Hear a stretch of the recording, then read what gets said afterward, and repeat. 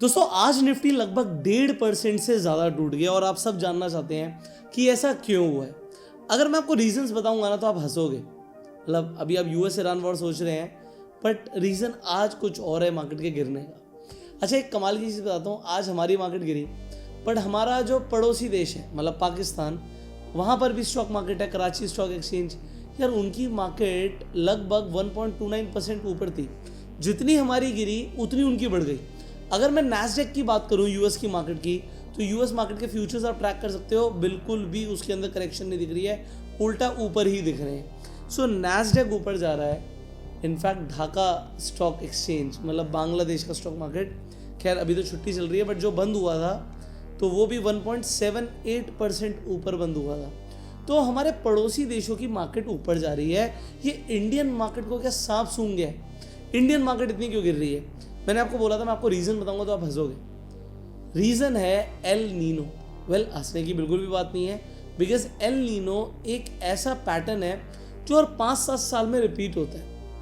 ये climate pattern है कि इस बार जो ओशन सरफेस है वो ज़्यादा गर्म हो जाएगा, जिससे जो ट्रेड विंड्स होती हैं वो मतलब अपना रुख बदल लेती हैं। तो बेसिकली हुआ एग्जैक्टली यही है।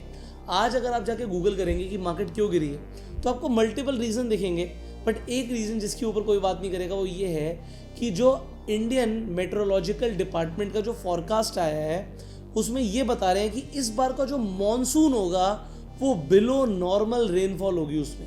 सो जून से लेकर सितंबर तक जो मॉनसून का सीजन रहता है उसके अंदर इस बार रेनफॉल कम होगी।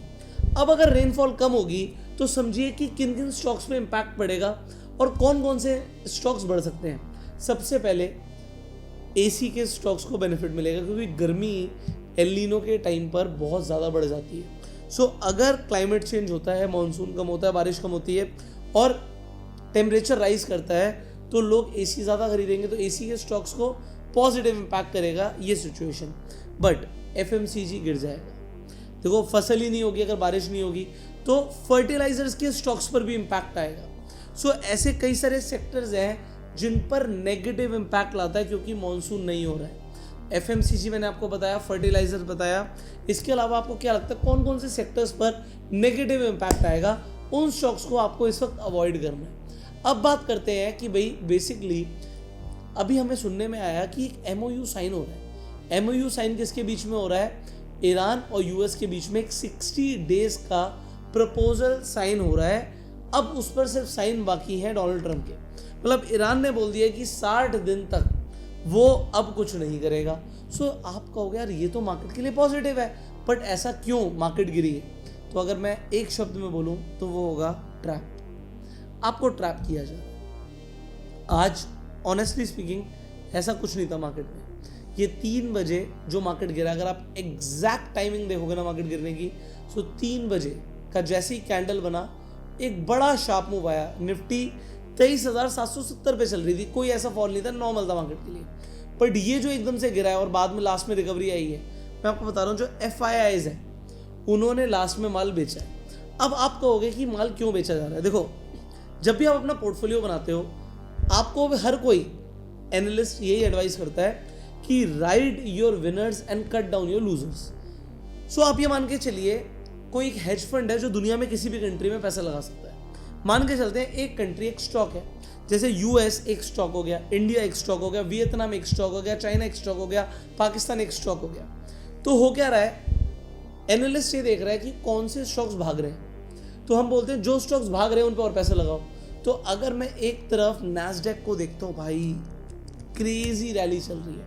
अब कई सारे लोग बोल रहे हैं कि ये एक फेक रैली है, मतलब जो नैस्डैक भाग रहा है this is a fake rally. एक साल के अंदर अगर आप देखोगे 41% बढ़ चुका है Nasdaq, this is a fake rally.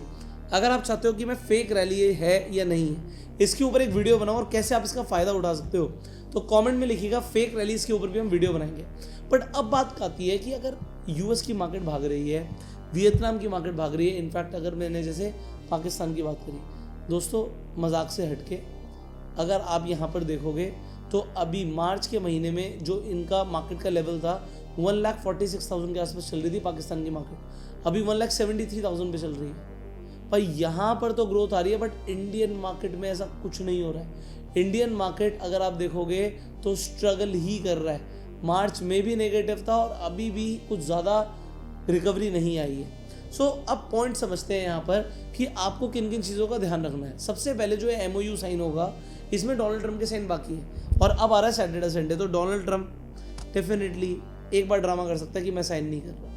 अगर उसने ऐसा किया तो मार्केट और गिर सकती है।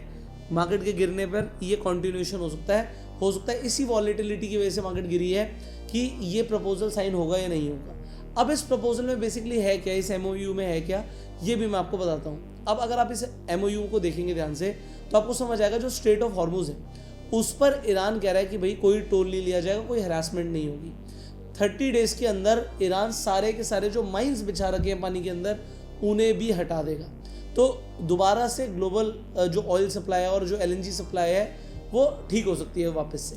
सो यहाँ पर माइंस भी हट जाएंगे 30 दिन के अंदर, ऐसा बोला जा रहा है MOU अगर साइन होता है तो।